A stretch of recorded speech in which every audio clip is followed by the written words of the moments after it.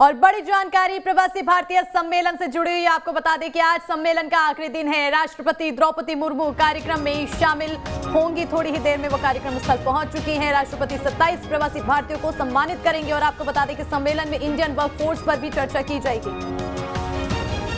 आपको बताते चले कि इसी दौरान वुमेन एंटरप्रेन्योरशिप पर भी बात की जाएगी। तो बड़ी जानकारी से आपको रूबरू करा रहे। देखिए, राष्ट्रपति का इंतजार किया जा रहा था, तो राष्ट्रपति कार्यक्रम स्थल पहुंच चुकी हैं। अब उनका संबोधन होगा और इसी के साथ ही जो तमाम मिनट टू मिनट कार्यक्रम है वो अपने कार्यक्रम आगे बढ़ते चले जाएंगे। आपको बताते चले कि आज का जो सबसे खास इस कार्यक्रम का आकर्षण का केंद्र है वो है विमेन एंटरप्रेन्योरशिप पर जो बातचीत होगी। इसको लेकर आइडियाज क्या कुछ निकाले जाएंगे, क्या कुछ इस पर चर्चा की जाएगी, इस पर नजर बनी हुई है। इसके अलावा इंडियन वर्कफोर्स पर भी चर्चा की जाएगी और साथ ही साथ देखिए, भारतीयों को सम्मानित जो प्रवासी भारतीय हैं उनको सम्मानित किया जाएगा राष्ट्रपति द्वारा। इनमें 27 प्रवासी भारतीय शामिल होंगे जिन्हें सम्मानित किया जाएगा आज इस सम्मेलन में। तो देखिए, आज आखिरी दिन लेकिन बहुत ही खास दिन है। प्रधानमंत्री नरेंद्र मोदी का संबोधन बीते दिन हो चुका है। दूसरा दिन जितना खास था उतना ही खास आज तीसरा दिन भी है, यानी कि आखिरी दिन भी है। ऐसे में अब लगातार नजरें बनी हुई है। हमारे सहयोगी लगातार आपको पल पल की अपडेट्स दे रहे हैं, एक्सक्लूसिव तस्वीरें भी दिखा रहे हैं। जब द्रौपदी मुर्मू कार्यक्रम स्थल पर पहुंचती हुई नजर आई, हमारे सहयोगी विनोद हम लगातार तस्वीरें आपको दिखा रहे। साथ ही साथ मिथिलेश लगातार आपको ग्राउंड जीरो से जुड़ के जो प्रवासी हैं उनके क्या कुछ विचार हैं वो भी आपको बता रहे हैं। हमारे दर्शकों को लगातार तमाम चीजें दिखाई जा रही है।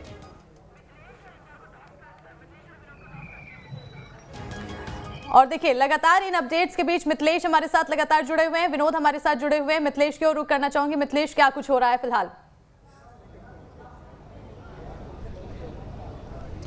इस वक्त हम ग्रैंड हॉल के बाद बाहर ही मौजूद हैं और फिर मैं आपको तस्वीर दिखाना चाहता हूं कि अब आपको जैसी पहली तस्वीर नज़र आ रही थी वैसी तस्वीर नज़र नहीं आएगी, क्योंकि बिल्कुल ही वक्त हो गया है राष्ट्रपति के कार्यक्रम स्थल के अंदर जाने का। तो जितने भी लोग बाहर थे, जो विदेशी मेहमान थे, उन्हें सिक्योरिटी के लिहाज से अंदर भेज दिया गया है ग्रैंड हॉल में। तो अब सभी लोग ग्रैंड हॉल में पहुँच चुके हैं और जैसे ही वो अंदर जाएंगी नेशनल एंथम के साथ उनका वेलकम होना है। और जो वेलकम स्पीच है वो यहाँ के जो फॉरेन मिनिस्टर एस जयशंकर उनकी तरफ से होना है। लेकिन देखिए, सबसे पहले मैं आपको जानकारी देना चाहूँगा कि जब ग्रैंड हॉल में पहुँचेंगे उसके बाद वेलकम के बाद वो सीधा सूरीनाम और गुयाना के जो प्रेसिडेंट हैं उनके साथ मीटिंग करने वाली हैं।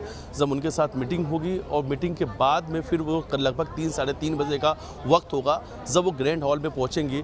वेलकम स्पीच होगा फॉरेन मिनिस्टर एस जयशंकर की तरफ से और साथ में फिर उसके बाद वो विदेशी मेहमानों से बातचीत करेंगे, यानी उनका उसके बाद फिर संबोधन होगा। उनके संबोधन के बाद में फिर जो विदेशी जो है अवार्डी लोग हैं, जो 27 लोग जिन्हें अवार्ड मिलना है उनके द्वारा वो सम्मान दिया जाएगा, यानी प्रवासी सम्मान उन्हें दिया जाएगा राष्ट्रपति के हाथों से। और उसके बाद फिर वो सीधा यहाँ से इंदौर एयरपोर्ट के लिए रवाना हो जाएंगे।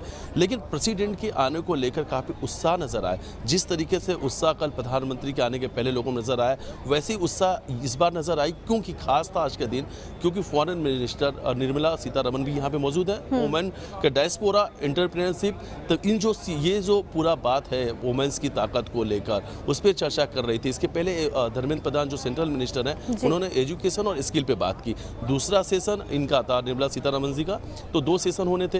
तीसरा सेशन इस पूरे कार्यक्रम के बाद में जब संबोधन हो जाएगा इनका राष्ट्रपति का, प्रेसिडेंट का, उसके बाद में केंद्रीय मंत्री ज्योतिरादित्य सिंधिया का भी सेशन है।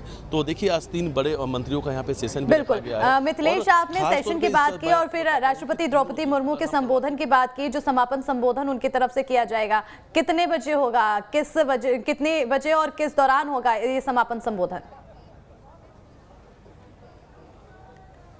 देखिए, इसका जो वक्त है ग्रैंड हॉल का वो 3:30 बजे का है कि 3:30 बजे वो ग्रैंड हॉल में जाएंगे। उसके बाद ही वो एड्रेस करेंगी, यानी उनका संबोधन होगा। उसके ठीक बाद में वो अवार्ड देंगी।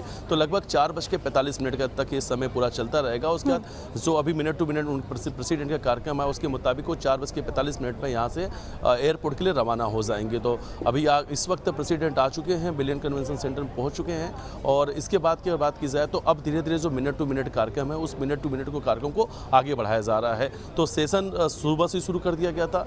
अब सेशन के साथ में प्रेसिडेंट का वेलकम भी हो रहा है। इसके बाद फिर एक सेंट्रल मिनिस्टर का उद्बोधन देखने को मिलेगा, यानी उनका सेशन देखने को मिलेगा। और फिर एक फोटोज भी होने हैं, जो अवार्डी हैं उनके साथ फोटो होने हैं। और फॉरेन मिनिस्टर ने भी की एक पूरी लिस्ट है जिसमें यूएई के जो स्टूडेंट हैं वो शामिल हैं। अभी उनसे हमारी मुलाकात हुई थी, उन्होंने बताया कि फॉरेन मिनिस्टर के साथ वो फोटो यानी सेल्फी लेने को लेकर काफ़ी एक्साइटेड हैं उन्हें फॉरेन मिनिस्ट्री की तरफ से फ़ोन भी आया हुआ है कि आप सभी लोग के साथ, आप पूरे डेलीगेट्स के साथ तो हमारे फॉरेन मिनिस्टर आएंगे। तो ये सब प्रोग्राम तो रोजाना देखने को मिल रहा है और आज एक पवित्र कल्चरल प्रोग्राम देखने को मिलेगा। देखिए मैं एक खास मेहमान से आपको मिलना चाहता हूँ। ये जो विदेशी मेहमान हैं और दिन का प्लानिंग है कि आप गौशाला यहाँ पर खोलना चाहते हैं इंडिया के अंदर। पहले मैं थोड़ा कंफ्यूजन वहाँ खोलना है, जब यहाँ पर आके आप सबसे मिला के मुझे लग रहा है यही खोलना है। मुझे गेस्ट नहीं फीलिंग कर रहे हैं आप लोग, मुझे यहाँ का फैमिली फीलिंग कर रहे हैं आप लोग, मुझे यहाँ का फैमिली फीलिंग हो रहा है। अगर मैंने यहाँ खोल दिया मुझे लगता है मैं सक्सेसफुल हो जाऊंगी, क्योंकि सब लोग सपोर्ट इतना है यहाँ पर। जब कल प्रधानमंत्री जी इंदौर में थे तो उन्होंने कहा था अपन इंदौर, अपना इंदौर। तो ये इंदौर की खासियत है, ये अपन इंदौर। जैसे हम इंदौर आते हैं इंदौर अपना हो जाता है, हम इंदौर के हो जाते हैं। सच में, क्योंकि जब मैं आई थी सिर्फ मैं गेस्ट थी, लेकिन यहाँ आके आपने तो आपका फैमिली मेंबर ही बना दिया मुझे। तो इसीलिए मुझे यही कुछ ना कुछ यहाँ पर करना चाहिए। और मुझे आज भी मैं चीफ मिनिस्टर के साथ हमने पौधा डाला ऑस्ट्रेलिया की तरफ से, तो ये पौधा तो भी खींच के लेकर आएगा मुझे, क्योंकि उन्होंने वो बार कोड भी दिया है पौधा कितना बड़ा होता है, कैसे उनका देखभाल कर रहा है, ये सब कुछ हमें जानकारी तो मिलता है। तो उन्होंने ऐसा बताया, तो मैं उस पौधे के देखने के लिए आना चाहिए। तो मतलब अब आपकी प्लानिंग है कि अब आप इंदौर में ही गौशाला खोलेंगी, यहीं से गाँव की सेवा। अच्छा, वैसे आप किस कंट्री से आए और क्या काम करते हैं आप?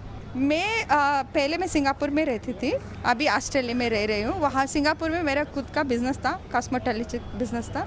तो ऑस्ट्रेलिया में अभी यहाँ से मैं अपना बिज़नेस देखभाल कर रही हूँ सिंगापुर का। अच्छा, हाँ। ऑस्ट्रेलिया। तो फिर कब से प्लानिंग है आपकी, और क्या कुछ लगता है कि भारत में क्या कुछ करना चाहिए?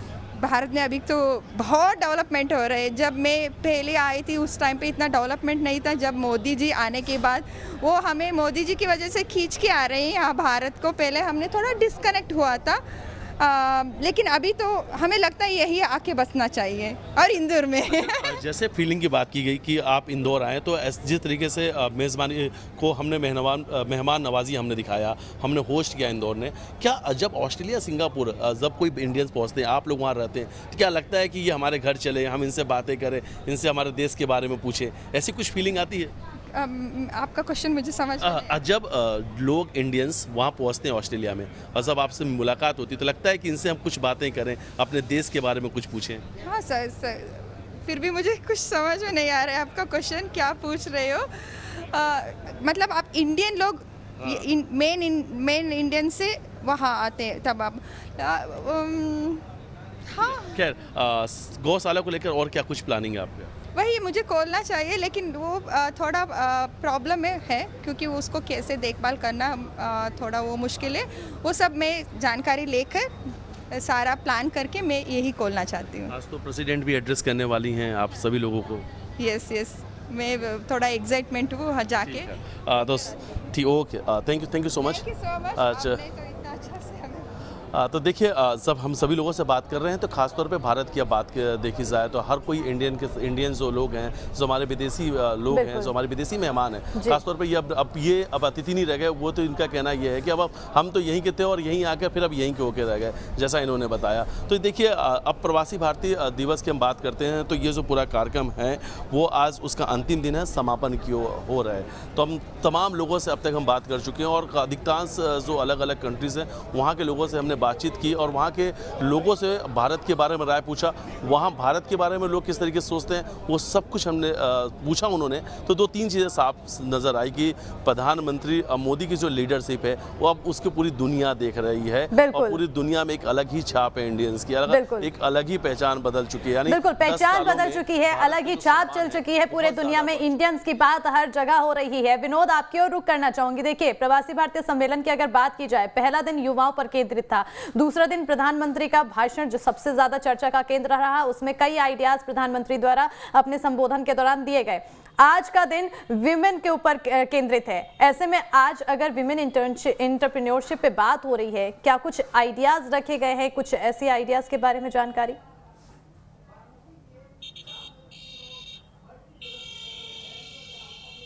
देखिए, अगर हम कल की बात करते हैं, जब प्रधानमंत्री नरेंद्र मोदी ने अपने संबोधन में जो कुछ भी कहा था, आज दूसरा पार्ट उसी का आगे बढ़ाने वाला भाग है। यानी सिर्फ एक वर्ग या एक कह सकते हैं कि उम्र के लोगों से कोई भी कार्य साकार नहीं होता, बल्कि हर उम्र के लोगों को, हर समुदाय के लोगों को जुड़कर मिलकर काम करना होता है। चाहे वो भारत में रह रहा हो या भारत के बाहर रह रहा हो, तभी कोई भी सपना अपनी मंजिल तक पहुंच सकता है। प्रधानमंत्री कल अपना काम कर गए, बेहतर कर गए। लोगों को भरोसा विश्वास हो गया कि भारत और मध्य प्रदेश एक अच्छा प्लेटफॉर्म है, अपने आप को एक नया काम शुरू करते हैं उस क्षेत्र में, या अपने काम को और आगे बढ़ाते हैं तो उस क्षेत्र में। आज राष्ट्रपति की बारी है। आज निर्मला सीतारमण जो कि विदेश वित्त मंत्री हैं, उनकी बारी है कि वो अपने संबोधन में किस तरह से महिला के सशक्तिकरण को जोड़ने का काम करती हैं, किस तरह से भारत और अन्य देशों में जहां ये लोग रहते हैं, जो आज इस कार्यक्रम में शामिल होने आए हैं, उनका समन्वय आपस में किस तरह से एक मजबूत भारत की तरफ ले जाएगा। तो उनके सामने एक बेहतर प्रेजेंटेशन रखी जाएगी राष्ट्रपति महोदय के संबोधन के द्वारा, वित्त मंत्री के संबोधन के द्वारा। इसके अलावा केंद्रीय मंत्री हैं ज्योतिरादित्य सिंधिया, उनका भी संबोधन है। मुख्यमंत्री शिवराज सिंह चौहान हैं जो कल भी अपने संबोधन में एक उज्जवल मध्य प्रदेश का सपना देख रहे हैं। तो ये सब मिलकर बताने वाले हैं उन लोगों के सामने जो इस कार्यक्रम में शामिल हुए हैं कि हम मजबूत भारत को और मजबूत कैसे बना सकते हैं। प्रधानमंत्री ने कल सारी चीज़ें साफ कर दी थी सभी लोगों के सामने कि हम कहाँ थे और आज हम कहाँ पहुँच गए हैं। देश और दुनिया में जहाँ भारत का नाम नहीं लिया जाता था, वो देश भी आज भारत की बढ़ती हुई शक्ति की तारीफ करते हुए नहीं थकते हैं। चाहे वो रक्षा के क्षेत्र की बात करें, चाहे वो दूसरे देशों के साथ समन्वय और बेहतर संबंध स्थापित करने की बात करें, या फिर भारत की सुरक्षा की बात करें, तो ये तमाम ऐसी चीज़ें हैं जो लोगों को आकर्षित करती हैं। देखिए, किसी देश में अगर हम उदाहरण के तौर पर समझें कि किसी नगर में अगर किसी को दुकान खोलनी होगी, तो वो बहुत सारी चीज़ें, वहाँ की परिस्थितियाँ, वहाँ की स्थितियाँ, वहाँ के हालात और वहाँ के लोगों का सहयोग, इन सब चीज़ों का आकलन करता है। उसके बाद वो वहाँ अपनी चीज़ें स्थापित करने की योजना बनाता है। तो यहाँ सरकार भी साथ है, यहाँ लोगों का सहयोग भी साथ है, यहाँ विदेशों से लेकर भारत की तमाम जो नीतियाँ हैं वो एक दूसरे को सहयोग करने के लिए तैयार हैं। तो मुझे लग रहा है, और तमाम ऐसे विशेषज्ञों का भी कहना है कि ये जो सपना देखा है भारत सरकार ने और मध्य प्रदेश शासन ने कि प्रवासी भारतीयों के सम्मेलन के द्वारा हम एक प्रदेश और एक देश को मजबूत बनाने में 4 कदम आगे बढ़ सकते हैं, तो शायद साकार हो जाएगा। क्योंकि यहाँ 2 राष्ट्रों के राष्ट्रपति भी हैं। तो 2 राष्ट्रों के राष्ट्रपति रहने के मायने ये है कि जो एग्रीमेंट साइन हुआ है, उस एग्रीमेंट को आगे क्रियान्वित करने पर जरूर जोर दिया जाएगा। बिल्कुल, सहयोग, एकता और नीति के हिसाब से काम चलता जा रहा है। मिथिलेश, आपके रुख करना चाहूंगी। देखिए, इंडियन वर्क फोर्स पर भी चर्चा होनी है आज। ऐसे में इंदौर कितना अग्रसर है स्किल्स लोगों को प्रोवाइड कराने में? वहां पर अगर कोई उद्योग शुरू किया जाता है, कितना ज्यादा इंदौर अग्रसर है इसके लिए?